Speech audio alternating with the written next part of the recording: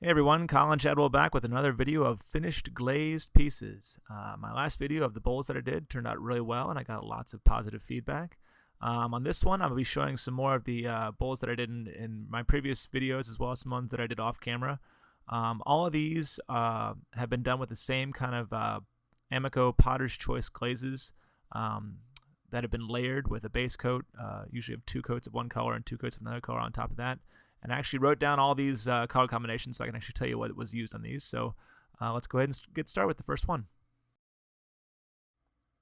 So this first piece here is from the YouTube video called Tunnel Vase Number 1. It's actually one of the test pieces I did at the beginning to see if I could actually get away with this kind of hole in the middle kind of thing. So turned out really nice. I actually lied from before that I didn't use Amico Potter's Choice glazes on this one because this is made with low fire clay, so I ended up using a low fire glaze. So this is done with a glaze called Peacock that I've used quite a bit in the past. I did it on the big pitchers that had the little texture on the front as well. I just did white on the inside on the tunnel, and then down and underneath, actually inside the pot as well, is all white.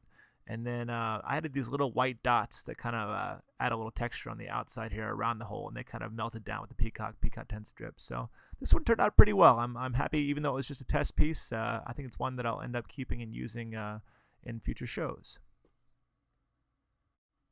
This next vase is from my YouTube video called Outside Cutout Vase Number 1. It's one of the first one I did on my outside throwing series.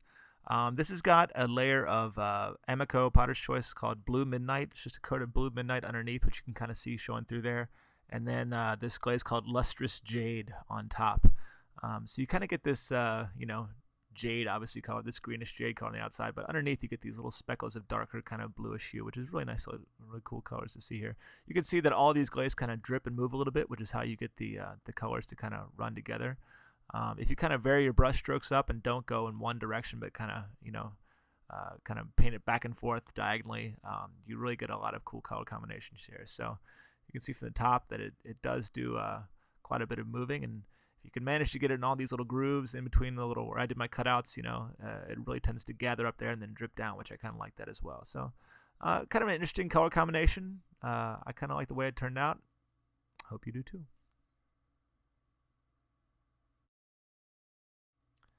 So this vase is Outside Cutout Vase Number 4.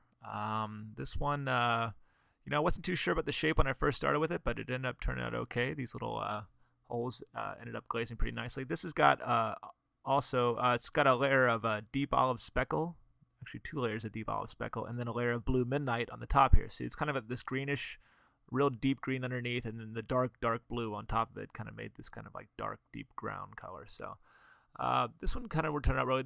These glazes work really well on top of textures, and they kind of end up showing edges really well, which is why on these cutouts here, the rim and the edges of the rims end up being brighter than the actual texture glaze itself. So this one I ended up liking quite a bit. This is actually pretty large. This is about I would say 10-inch tall, maybe 12-inch tall vase here.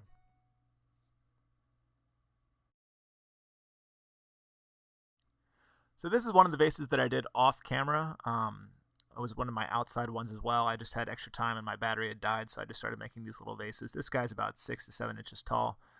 It's got, a layer of Blue Midnight underneath, a base layer of Blue Midnight, and then a top layer of textured turquoise. So you can see the dark blue shining through here, and then on top is just kind of a lighter blue on top of it. But I had little small cutouts on this one. I was just kind of experimenting, doing different little holes and kind of dashes, I guess you'd call them. And it's got a really tall foot, which is kind of cool, and of course the texture on top. I love the way that the chatter tool really kind of brings out the texture with this glaze, and the glaze kind of brings out the texture of the chatter tool in reverse. So you can see on the top here you get quite a nice color. I actually kind of like this color. This color has kind of got quite a few comments from people that have seen this and have really liked it. So I might try to do this color again in the future.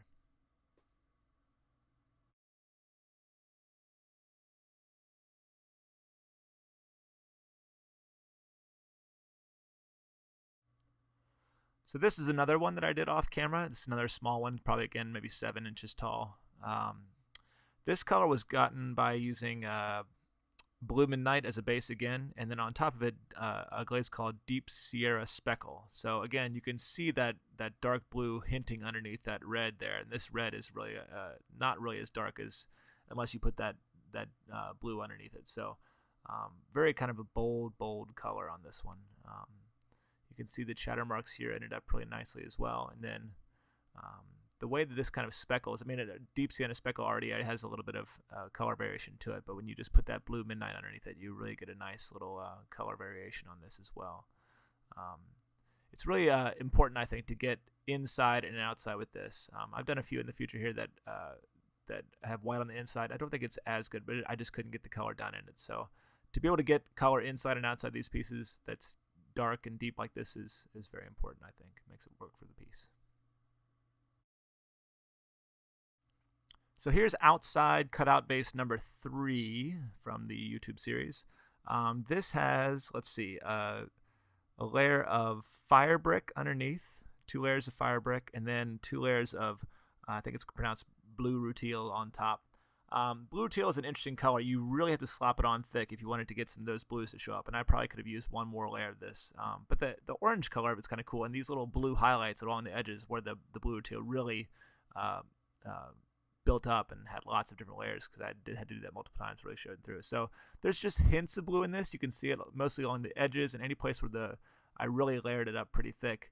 But I do kind of end up liking the overall texture. Blue rutile, if you don't put enough, ends up being kind of brownish. It has more brown than blue. And having a fire brick red underneath it anyway already makes it kind of reddish. So this one's kind of a not quite as bold as the last face, but still an interesting look.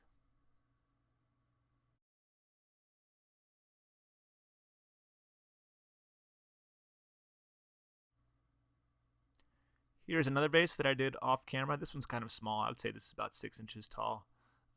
This has 2 layers of fire brick underneath with 2 layers of blue midnight on top. So a very dark, deep color. It almost looks black, but if you get really close to it, you can actually see that it's, you have a red and a blue. It's almost like a deep purple with some reds showing in underneath there. So I love how the corners of the glaze built up inside the little windows, I guess you call these, inside the little circles.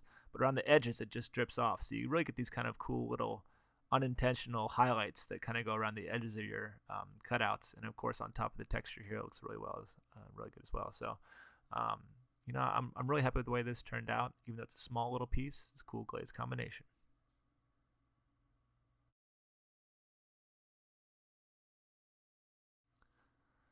Here's yet another little off-camera one that I did.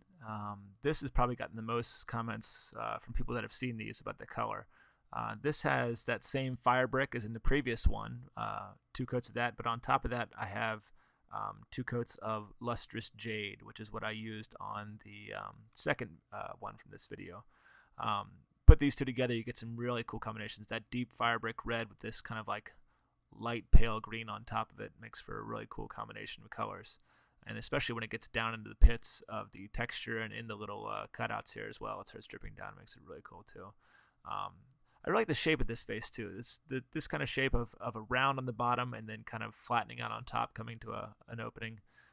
It makes for a really cool way for the glaze to sit down in these chatter marks. So you really get some nice blues on top of this red here. So this has kind of become one of my favorites since it's come out of the kiln, and one that I hope other people will like as well.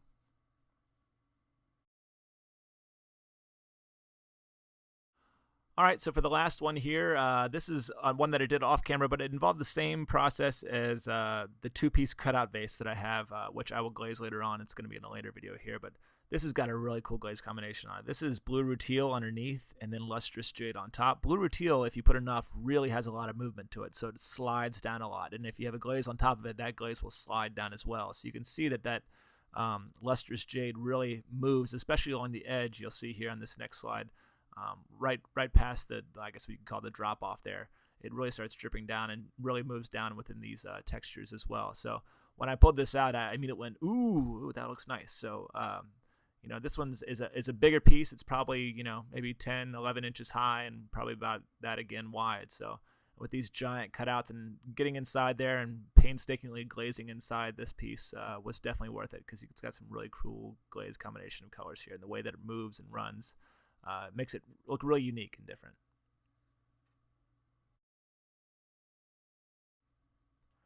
All right, well, that's it for this video of small vases. I hope you enjoyed seeing everything. I'd love to hear your comments or critiques or hopefully positive critiques on everything that I've made here.